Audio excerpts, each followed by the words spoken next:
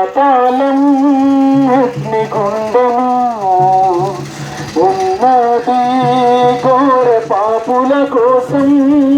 పాతాళం అగ్నిగుండము ఉన్నది ఘోర పాపుల కోసం.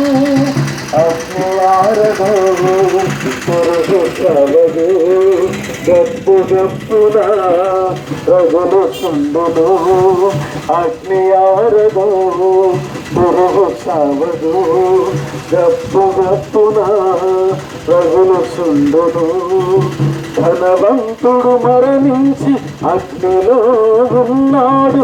ధనవంతుడు మరణించి అగ్నిలో ఉన్నాడు. అబ్రహాము రొమ్ముపై లాజరును చూచాడు. అబ్రహాము రొమ్ముపై లాజరును చూచాడు. ధనవంతుడు చూచి దాహమని అడిగాడు. ధనవంతుడు చూచి దాహమని అడిగాడు. రెండే రెండే దారులు, ఏ దారి కావాలో మానవా. రెండే రెండే దారులు. ప్రభువైన యేసుక్రీస్తు వారి శుభప్రదమైన నామంలో ఈ గ్రామ ప్రజలైన మీ అందరికీ మా హృదయపూర్వక వందనాలు తెలియజేస్తూ ఉన్నాం.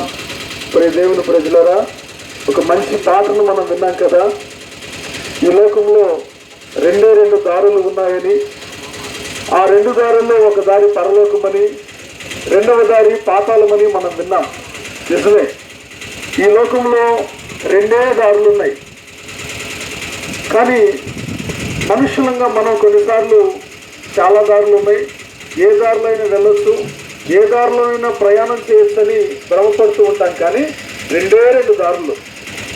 ఒకటి, మనిషి లోకయాత్రను ముగించిన తర్వాత ఆత్మ పాతాళానికి అయినా వెళ్ళాలి, లేదా పరలోకానికైనా వెళ్ళాలి.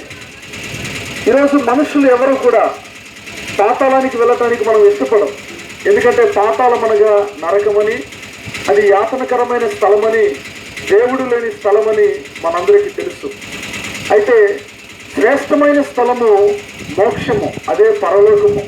ఆ పరలోకానికి వెళ్ళాలి అనే మనుషులమైన మనందరం ఆలోచిస్తూ ఉంటాం.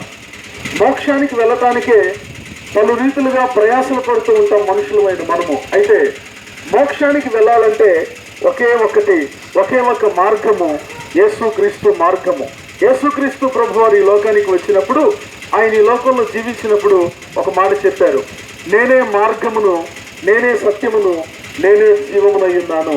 నేనే మార్గమును, ఐ ఆమ్ ద వే. నేనే మార్గము అంటే యేసు ప్రభువారే మార్గము. ఏ మార్గం అండి? పరలోకానికి వెళ్ళే మార్గము, మోక్షానికి వెళ్ళే మార్గము. ఎందుకు ఆయనే మార్గమై ఉన్నారు అంటే, మనుషులందరూ మార్గము తప్పి, దేవుని మార్గాల్లో నుంచి తప్పి, తమకు ఇష్టమైన మార్గాల్లో ఉన్న ప్రయాణం చేసి అందరూ త్రోవతత్తులు గొర్రెలుగా ఉన్నప్పుడు, ఆ కారణాన్ని బట్టి మనుషులకు వచ్చిన ఫలితం నరకం. ఆ నరకాన్ని తప్పించడానికి మార్గమైన దేవుడు, సృష్టికర్త అయిన దేవుడు మార్గముగా ఈ లోకానికి వచ్చి ఒక మనిషి ఈ లోకంలో ఎలా జీవించాలో మంచి మార్గాన్ని చూపించాడు. అలాగే మనుషుని యొక్క పాపముల నిమిత్తమై ఆయన కల్వరి శిలువలో ప్రాణాన్ని పెట్టి రక్తాన్ని కాల్చి మనందరి అతిక్రమ క్రియల కొరకు యాతన అనుభవించి సమాధి చేయబడి, మూడో రోజున సమాధిని గెలిచి, పాపాన్ని గెలిచి, శాపాన్ని గెలిచి, మృత్యుంజయుడిగా తిరిగి లేచి ఆయన ఇలా పిలుస్తూ ఉన్నాడు, నా ఎదుకు రండి, నేనే మార్గమైన దేవుడును, పరలోకాన్ని ఇచ్చే దేవుడిని పిలుస్తూ ఉన్నాడు. కనుక దేవుని ప్రజలైన మనం అందరం కూడా ఈ విషయాన్ని గ్రహించి సత్య మార్గమైన యేసుక్రీస్తు మార్గాన్ని అనుసరించడానికి మనం నిర్ణయం తీసుకోవాలని దేవుని ప్రేమతో ఈ మంచి మార్గాన్ని మీకు పరిచయం చేస్తూ ఈ మాటలు ముగిస్తున్నాను. దేవుని గ్రామాన్ని దీవించునుగాక.